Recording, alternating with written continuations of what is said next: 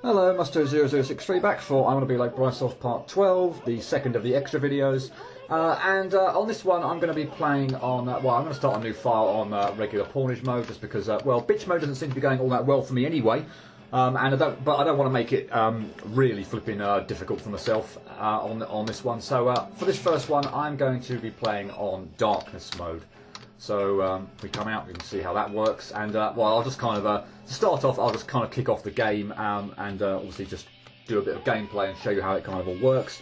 I'm planning, maybe hopefully to be, just show off maybe a couple levels or so on this mode.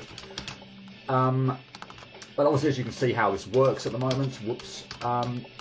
The kid's got an area of light around him, and the rest of the screen is in well, supposed darkness. Although I have to say, it's not like the rest of the screen is, obnoxiously dark that you can't see anything. So I don't really find that it's all that bad of an issue. I must admit, I do kind of know this guy, or I'd like to think I do anyway, in terms of what's obstacles on screen, kind of well anyway. I'm not going to say off by heart by any stretch of the imagination, but I do know the game rather well.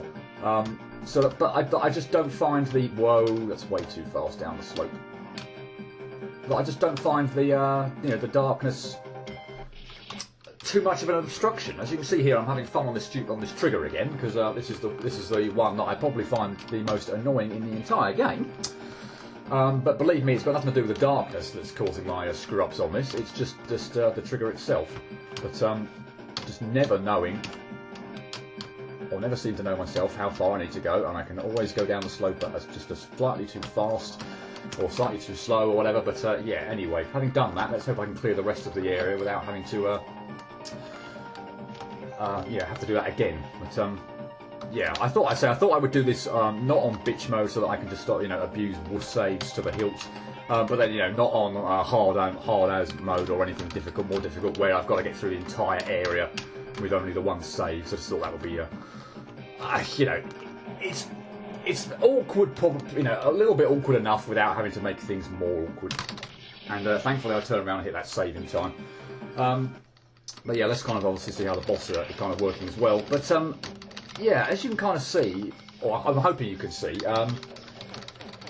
it's not like the rest of the screen is all that obscured. Yes, it's a little bit darker, but you can still make out what's going on. Well, I hope you can anyway. If nothing else, at least I think the quality of the video recording on my software at least works rather well. Things like audio and performance of Windows 8 and cutting after certain amounts of time has obviously not worked out all that well. But I think at least, if nothing else, the video quality has been okay. Let's put it that way. Yeah, I was kind of straining a little bit at the top right-hand corner to see how many hit points Glacius has on regular pawnage mode, but 45 incidentally. But yeah, I hope that you can at least kind of see that the rest of the screen's not all that kind of all that dark, all that black, so that you can't make things out. It's certainly the easier of the the two kind of extra kind of main modes. I would compared to inverted mode, this is a cakewalk.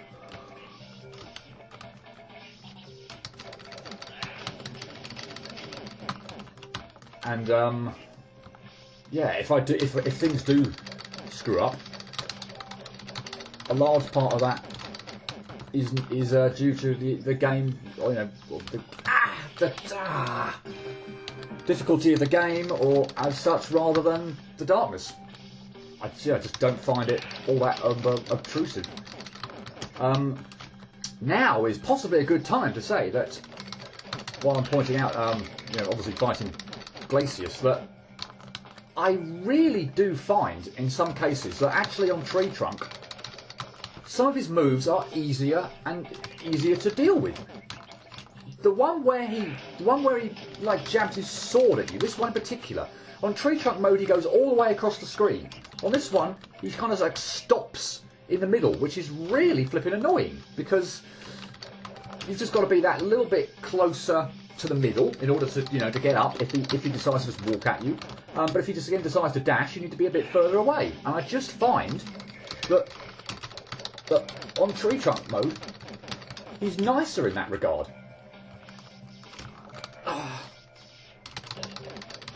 You sod. With 3 hits left, any other thing would probably have been okay there, and I probably would have had enough time to get you. But no, you decided to dash. Well, I was going to say you decided to dash long, but you're always going to dash long, given that you dashed. So, yay. But yeah, there's just. Yeah, some of the moves on tree trunk, he seems to kind of like go in areas of the screen that actually make avoiding his next moves easier than they are on lower difficulties. I haven't done a hard as one for ages, so I can't remember exactly how long he does some of his moves on that mode. But certainly, as I found on bitch mode, and indeed what I'm finding now on regular pawnage mode. Thanks for that, glorious. Oh no! If I'd anticipated, well, anticipated is obviously a bit of a weird word, but if I'd known he was going to do that, I'd have just stayed in the corner and not tried to jump over him or anything.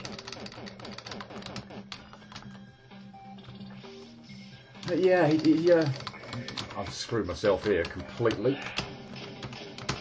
Move, that was lucky as hell. Can I make the most of it? Probably not. At least you're going to be in the corner this time. Oh yeah, and as for the obviously I'm doing this as the first area, so I haven't got his weakness. But I'm going to go on record again and say I cannot use his weakness on him. The grenade lobber just, I don't know what it is. I just cannot. He seems to go in areas of the screen where it's really flipping hard to hit him. Either the middle of the screen where actually the middle platform gets in the way, so that you can't even. The grenades just land on that and not on him, or the angles at which you kind of have to shoot the things at him are really annoying. Again, given the terrain in the middle because of the spikes and the ice physics, I just cannot get the hang of him with the grenade lobber. So even on tree trunk, although I know given the timer, the only way you can. Or the only, I suppose, reliable way of almost getting him every time would be to use the grenade lobber. I just can't. Obviously, the timer is potentially going to screw you over. Yes. But yeah, I just cannot use it. So, yeah, regular gun still all the way. That's one level down, and I've shown it off a little bit. I'll probably cut the thing there and come back in a second, and I will move on to the good news that I've been talking about that I wanted to mention quite some time ago. So yeah, I'll be back in a second. Okay, so let's take on another area. Why the hell not? And I'm doing this one because I feel like I don't really want to do this one in inverted mode. And in case you're wondering why I'm not. Well, why I'm going for this one, including the boss, which could be a pain in the neck, I must admit, without having got the bubble gun, then I don't want to do that area just yet. But okay, yeah. Finally, I thought I'd clear one level, just showing off darkness. So if you didn't want to kind of listen to what I've got to say now, then you can kind of skip to the end of the video, or skip the video entirely, perhaps, or rest of the video entirely.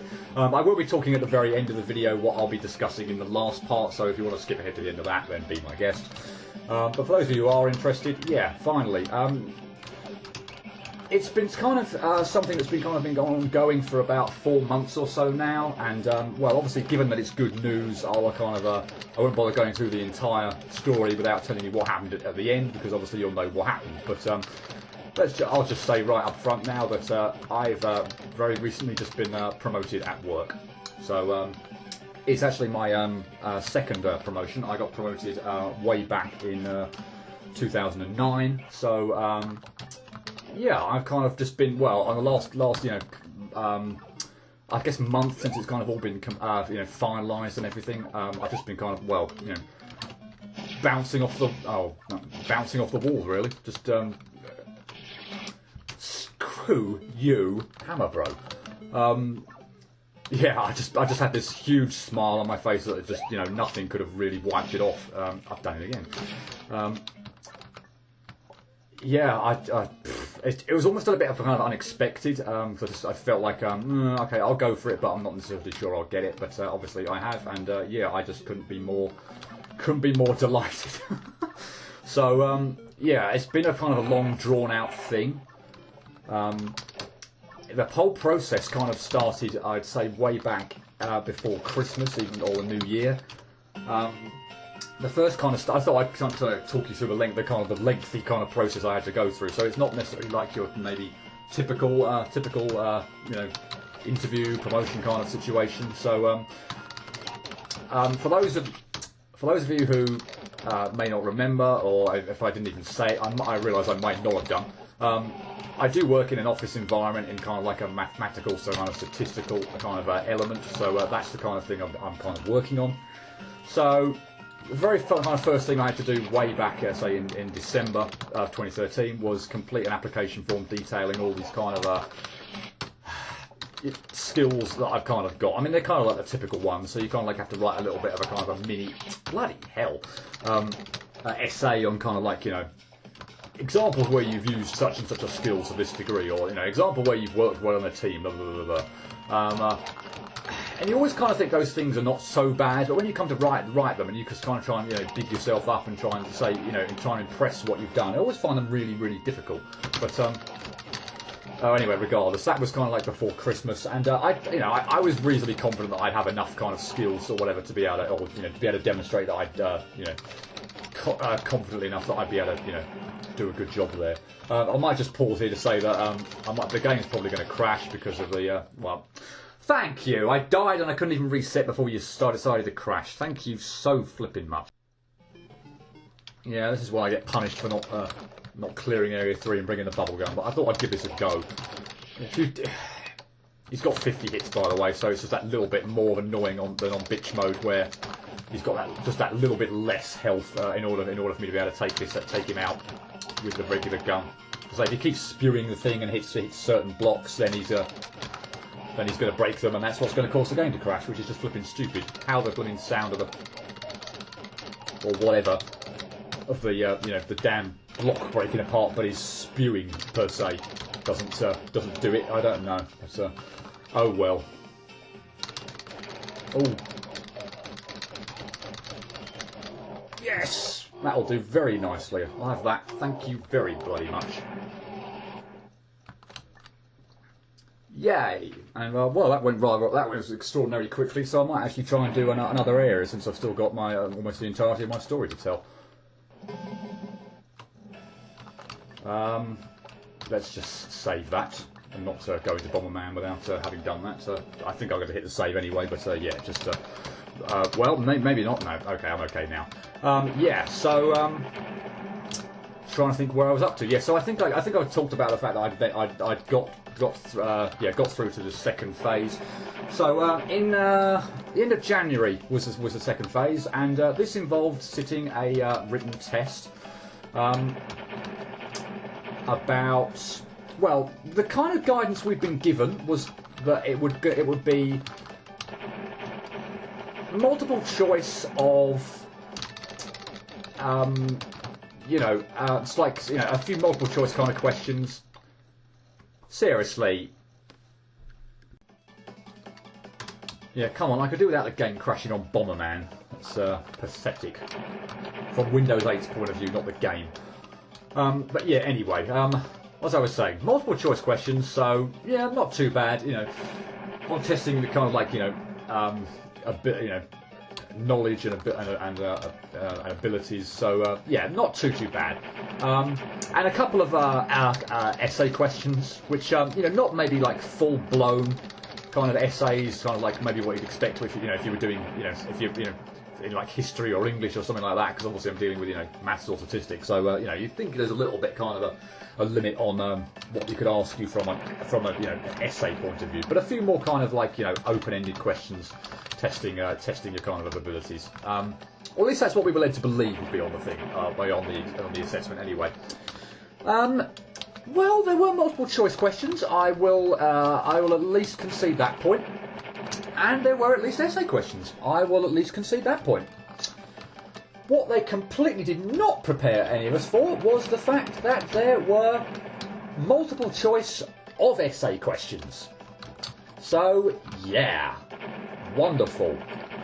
I thought that was absolutely ridiculous. And, well, as soon as I turned the paper over and my jaw got up from off the floor in terms of... I think I'm okay here now, am I? Yes, I think I'm okay if I destroy the things now.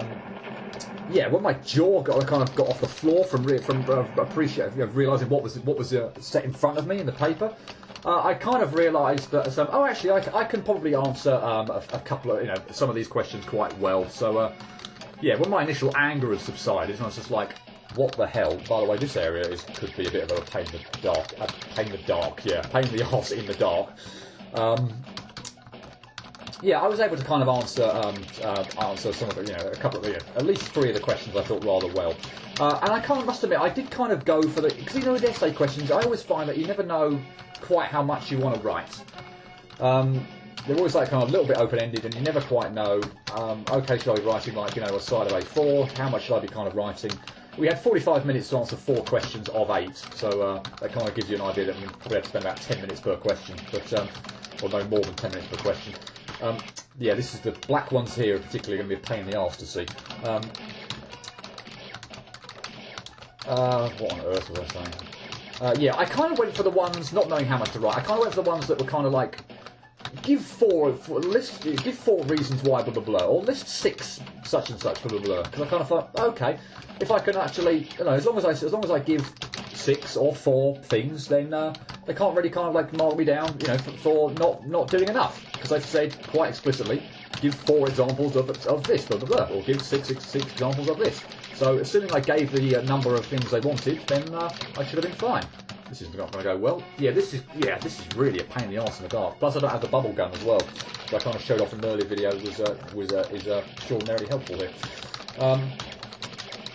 And yeah, I kind of felt like I could answer 3. So I jumped on those kind of questions, the list ones. I kind of felt like I could answer 3 of the questions pretty well, and one of them was a bit more of a kind of like not overly happy with it. But it's kind of like one of those ones that you can kind of know that you can kind of feel like you can fudge a little bit or talk about things in really vague terms.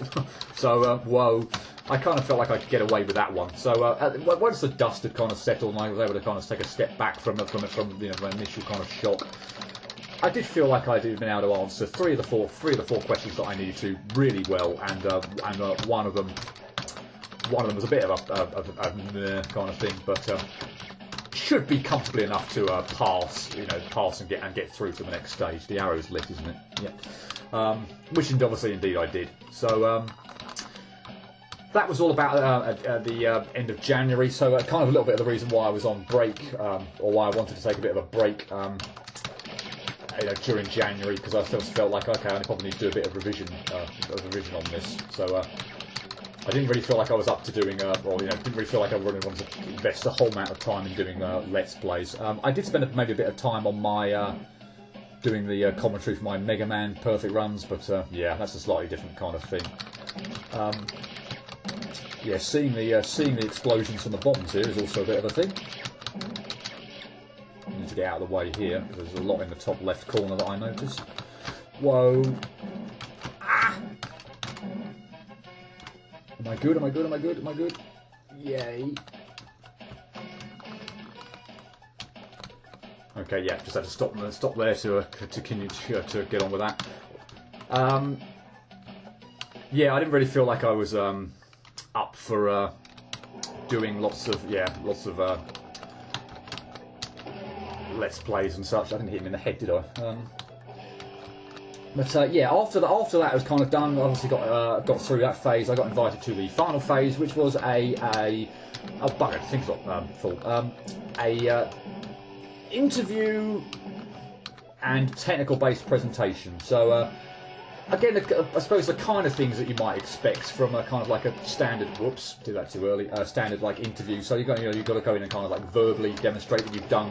Or lots of different kind of things. But one of them, which was a damn, why couldn't my blade shoot the wood thing refill just that little bit quicker?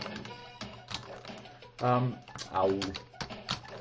Probably not going to work. Oh yeah, it's going to work. Good, right. But yeah, the unknown quantity was this presentation, because he didn't quite know what was going to come up on it. I still haven't hit you in the bloody head. And actually, the whole thing was supposedly that a week. Really? Really? I had no idea you could do that. Really? Wonderful. Oh God, that's completely thrown me off track. Wonderful, that. Bloody brilliant, that. Yeah, so it was all kind of known before, that you wouldn't kind of necessarily know exactly what was going to, what part of the technical bit was going to kind of entail until like a week before. Yeah, do I survive? Oh, I do survive here. That's very handy to know. A week before, they kind of tell you, okay, you're going to have to do a 10-minute presentation on something technical, researchy, based, statistical, whatever, and you've got to do a 10-minute presentation, but you haven't got use of any notes or anything in front of you. You haven't got, you haven't got PowerPoint, or you haven't got even like, I don't believe you could even like, take in like cue cards or anything like that. So it was a real absolute bugger. And so we only had like a week to prepare for it. No, not the shoot the whoop. I wanted to switch weapons.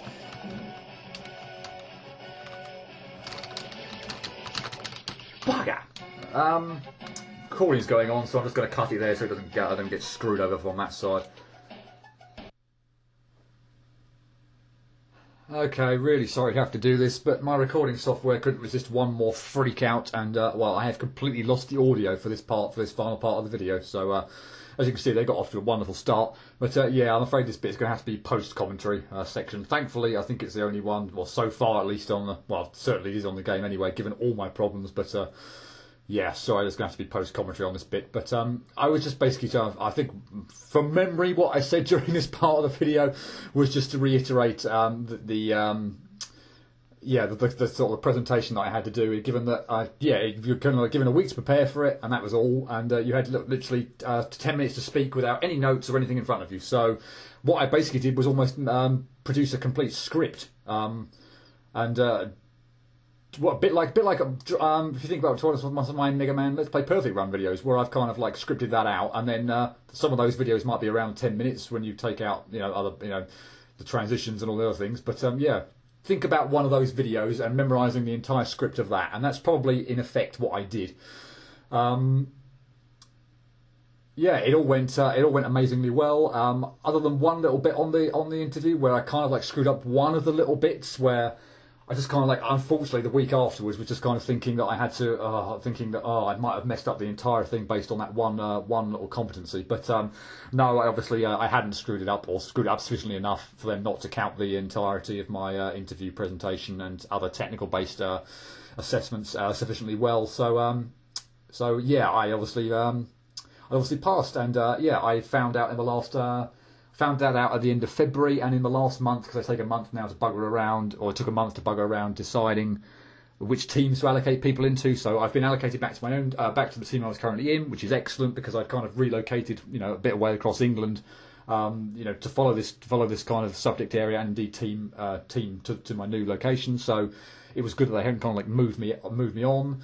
And yeah, I've just been, what can I say? Just been the hugest grin on my face for the last 2 months since I've known that I've been promoted and that I've stayed in the same team. So in terms of what I think I also mentioned was in terms of impact on my recordings and such like that, I have kind of noticed, obviously with a promotion, that I have been kind of working slightly longer hours and slightly harder. So it has kind of reduced some of the time that I've wanted to, maybe felt after coming home from work, to actually, or even indeed on weekends, to spend time recording Let's Plays, because I've just been shattered, particularly in the last month, in terms of like getting to grips with a new role and everything. But yeah, I'm hoping that it's not going to impact too much on my at least recording, the volume of recording in which I'm doing. I think that's probably all I actually said. I probably then said something about, hey, in part 13 I will be talking about such and such. So In part 13, I think that will be the last part. I will be talking about Yo Sniper's upcoming fan game contest, because I've got some things that I wanted to kind of discuss about that. And also a slight change, although it's not going to be, hopefully, in terms of volume of recording, as I've just said, but in terms of actually what I will be uploading, I will be deviating slightly from the list I provided in the update video way back in January. So yeah, I think that's all I said. If I said any more, then and it's gone lost by the wayside, then well, I'm afraid that's just too bad. And yeah, I can't remember everything that I said when I initially did this recording. So I think I've covered everything. Yeah, hopefully I did. And yeah, thank you. Thank you, recording software. You couldn't resist one last screw up. But with that, yeah, thanks for watching. And yeah, with better audio, hopefully, I will see you in part 13. Cheerio.